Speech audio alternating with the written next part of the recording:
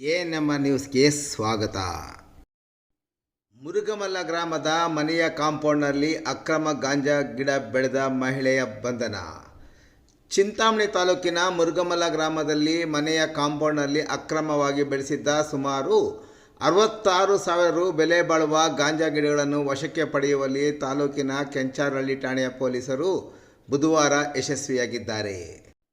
ಮುರುಗಮಲ್ಲ ಗ್ರಾಮದ ಸರ್ಕಾರಿ ಆಸ್ಪತ್ರೆ ಮುಂಭಾಗದ ರಸ್ತೆಯಲ್ಲಿ ವಾಸವಾಗಿರುವ ಸುಮಾರು 55 ವರ್ಷದ ಪ್ರಮೀಳಮ್ಮ ಎಂಬುವರು ತಮ್ಮ ಮನೆಯ ಕಾಂಪೌಂಡ್ನಲ್ಲಿ ಗಾಂಜಾ ಗಿಡಗಳನ್ನು ಬೆಳೆಸಿದ್ದಾರೆ ಎಂಬ ಖಚಿತ ಮಾಹಿತಿಯ ಮೇರೆಗೆ ಚಿಂತಾಮಣಿ ತಾಲೂಕಿನ ಕೆಂಚಾರಹಳ್ಳಿ ಠಾಣೆಯ police inspector Purushottam, PSI Shivakumar ಮತ್ತು ನೇತೃತ್ವದ ಪೊಲೀಸರ ತಂಡ ದಾಳಿ ನಡೆಸಿದೆ.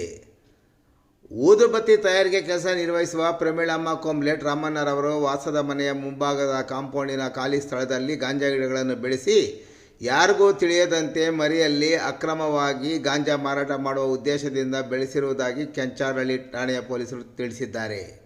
ಪ್ರಕರಣ ದಾಖಲಾಗಿ ತನಿಖೆ ಮುಂದುವರೆದಿದೆ. ಸ್ಥಳಕ್ಕೆ ಹಿರಿಯ ಪೊಲೀಸ್ ಅಧಿಕಾರಿಗಳು ಸಹ ಭೇಟಿ ನೀಡಿ ಪರಿಶೀಲನೆ ನಡೆಸಿ ಮುಂದಿನ ಕ್ರಮ ಕೈಗೊಂಡಿದ್ದಾರೆ.